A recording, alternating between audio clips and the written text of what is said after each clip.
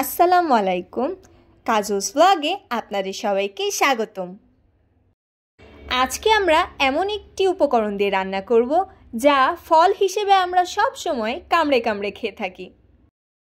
আজ তাকে সবজি বা তরকারি হিসেবে খেতে কেমন লাগে সেই পরীক্ষা স্বরূপ রেসিপিটি করা। খেতে কিন্তু আসলেই দারুণ মজা হয়েছে। আচ্ছা বলুন তো ফলটির নাম কি? বলেই দিই, ফলটি হলো আমড়া। আজ আমরা আমড়া এবং চিংড়ি মাছ দিয়ে একটি দারুণ মজার রেসিপি আপনাদের করে দেখাবো। আশা করি আপনাদের সবার ভালো লাগবে। প্রথমে একটি প্যানে পরিমাণ মতো তেল নিয়ে দিয়ে দিতে হবে পেঁয়াজ এবং রসুন কুচি।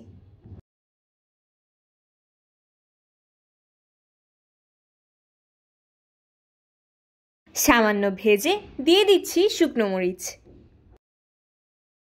এবং সাথে পরিষ্কার করে হলুদ লবণ মাখিয়ে রাখা চিংড়ি, হলুদ গুঁড়ো, শুকনো মরিচ গুঁড়ো, ধনিয়া গুঁড়া, আদা বাটা, রসুন বাটা এবং কাঁচামরিচ।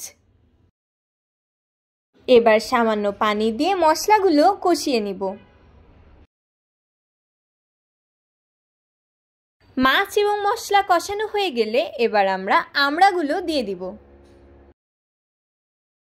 একই সাথে দিয়ে দিচ্ছি আমাদের নিজেদের গাছের পেঁয়াজ পাতা, কাঁচামরিচ এবং লবণ। এবার বারে বারে নাড়তে হবে এবং লক্ষ্য রাখতে হবে যেন নিচে ধরে না যায়। আমাদের রান্না শেষ। আচ্ছা আপনারা কি জানেন আমড়ায় অ্যান্টিঅক্সিডেন্ট জাতীয় উপাদান থাকায় আমড়া বার্ধক্যকে প্রতিহত করে। এছাড়াও ত্বক উজ্জ্বল করতে এবং নানা রকম ত্বকের সমস্যায় আমড়া কিন্তু বেশ উপকারী। আমি কত ভালো ফ্রিতে বিউটি টিপস দিয়ে দিলাম। এই রেসিপিটি আগে কি কেউ কখনো খেয়েছেন? খেয়ে থাকলে আপনারা কোন অঞ্চলে কিভাবে তা রান্না করেন আমাদের কমেন্ট করে জানান। আমরা তো এটা খাওয়া তো দূর, নামও শুনিনি।